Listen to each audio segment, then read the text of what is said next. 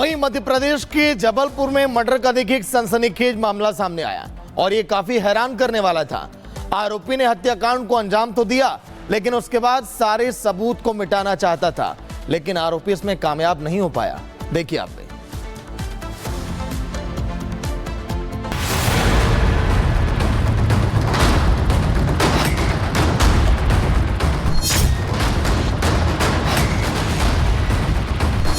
मध्य प्रदेश के जबलपुर में शहर के बीचों बीच उस समय हड़कंप मच गया जब एक प्रिंटिंग प्रेस के अंदर एक युवक की हत्या करके शव को जला दिया गया।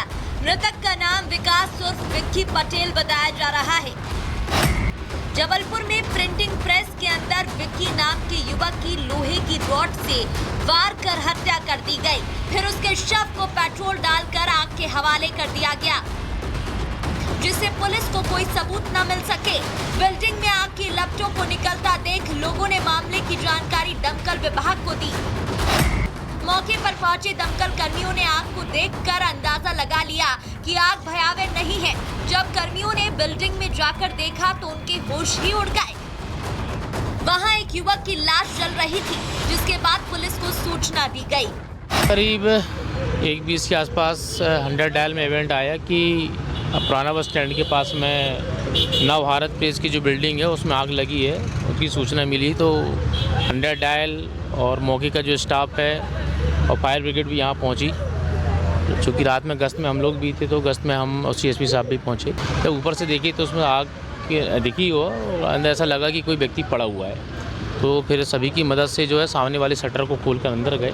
तो वहाँ पर देखा कि एक व्यक्ति जो है जली हुई, उसका शव, अज्ञात व्यक्ति का शव वहाँ पड़ा हुआ मिला और जिसमें कुछ आग की लौ जल रही थी।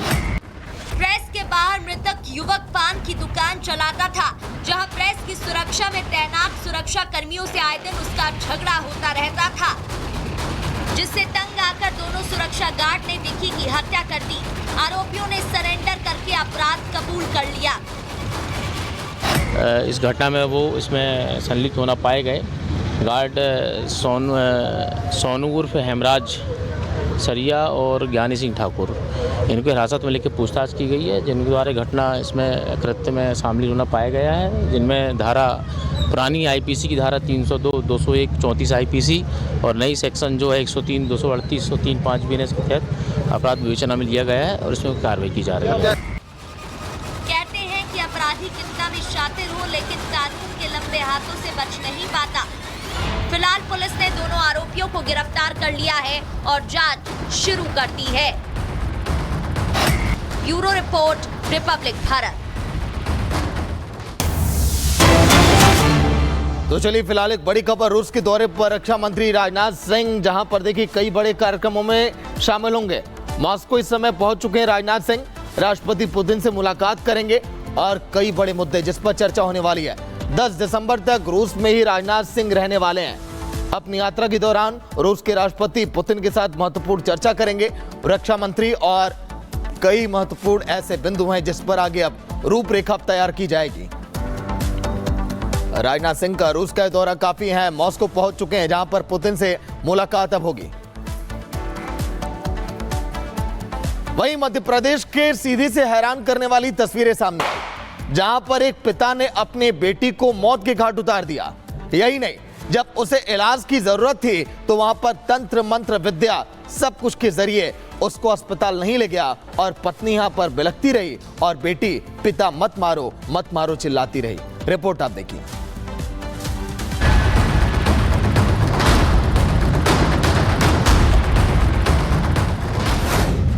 अंधविश्वास ने छीन ली बेटी की सांसें।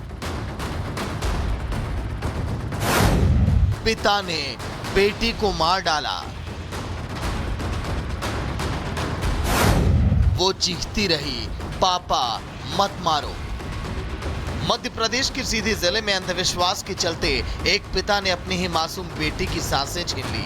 मां ने उसे बचाने की कोशिश की, लेकिन पति नहीं माना। घटना के बाद पूरे इलाके में सनसनी फैल गई।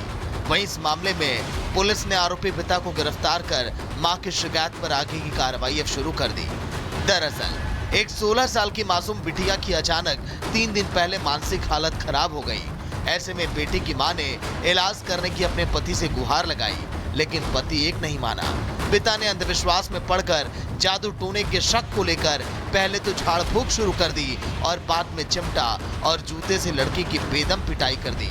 पिटाई भी कुछ इस कदर की कि मासूम बच्ची की जान चली गई। युवती की मां की तरफ से उसमें अपराध पंजीबद्ध कर लिया गया है। युवती के स्वयं के पिता के द्वारा उसकी हत्या की गई।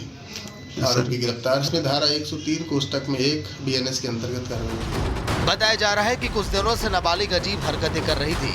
अक्सर वो बड़बड़ाती थी और घर छोड़कर भी चली जाती थी। इसे नाराज पिता झाड़ फूंक के जरिए ही ठीक करने का प्रयास करने लगा और आखिरकार अंधविश्वास के चक्कर में नाबालिग की जान चली गई। Bureau report, Republic Bharat. वहीं बात अब महाराष्ट्र की करेंगे, जहां पर महाराष्ट्र के लातूर में वक्फ बोर्ड की मनमानी अब सामने आई है। यहां वक्फ बोर्ड ने किसानों की 300 एकड़ जमीन पर दावा ठोका है और किसानों को नोटिस भेज दिया गया। डिप्टी सीएम एकनाथ शिंदे ने साफ कह दिया कि किसानों की ज्यादती नहीं होने दी जाएगी। सवाल यह है कि वक्फ बोर्ड क्या लैंड माफिया बन चुका है क्या? रिपोर्ट आप देखिए।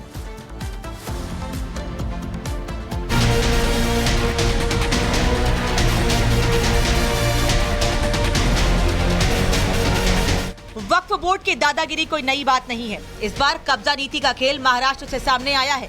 मामला लातूर का है, जहां किसानों की जमीनों पर वक्फ बोर्ड ने अपना दावा ठोक दिया, जिसके बाद से न सिर्फ सियासत भड़की है बल्कि वक्फ बोर्ड के खिलाफ नाराजगी भी खुलकर सामने आने लगी है। मोदी सरकार वक्फ की दादागिरी को कंट्रोल करना चाहती है, लेकिन विपक्ष को इससे दिक्कत होती है। लातूर का पूरा मामला क्या है, कैसे किसानों की जमीन पर वक्फ ने अपना खूंटा गाड़ दिया है, ये आपको आगे बताएंगे। उससे पहले वक्फ के समर्थकों को सुनाते हैं कि कैसे संसद में ओवैसी वक्फ सुधारों मुहिम में अड़ंगा लगाते हैं तो सड़क पर उनके नेता वक्फ की दादागिरी को सपोर्ट करते हैं। किसकी है पहले ये सिद्ध होना चाहिए।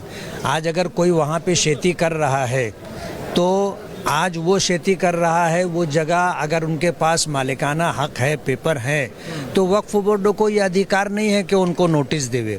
और अगर वक्फ बोर्ड की जगह है, चाहे वो आज खेती कर रहे हों या उनके बाप दादा लोग पहले से खेती कर रहे हों, तो जाहिर बात है कि वक्फ की जगह है, वक्फ बोर्ड उनको नोटिस दे सकता है और अपनी जगह वापस मांग सकता है। सोचिए, अत्याचार किसानों के साथ हो रहा है, जिनकी जमीनों पर वक्फ ने अपनी कब्जा नीति शुरू कर दी है। लेकिन भाईजान को इसमें भी बीजेपी की कारस्तानी नजर आ रही है।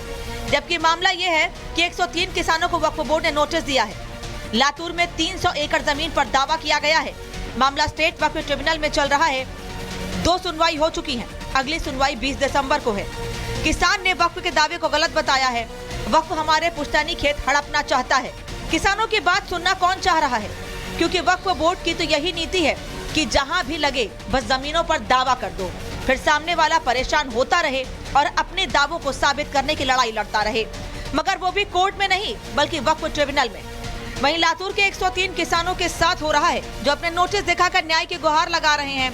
किसानों ने दावा किया है कि यह वक्फ की संपत्ति नहीं है, उनकी पुश्तैनी जमीन है, वे पीढ़ियों से इस पर खेती करते आ रहे हैं। किसानों ने महाराष्ट्र सरकार से न्याय दिलाने की अपील की है, जिसके बाद डिप्टी सीएम शिंदे ने उन्हें भरोसा दिलाया है।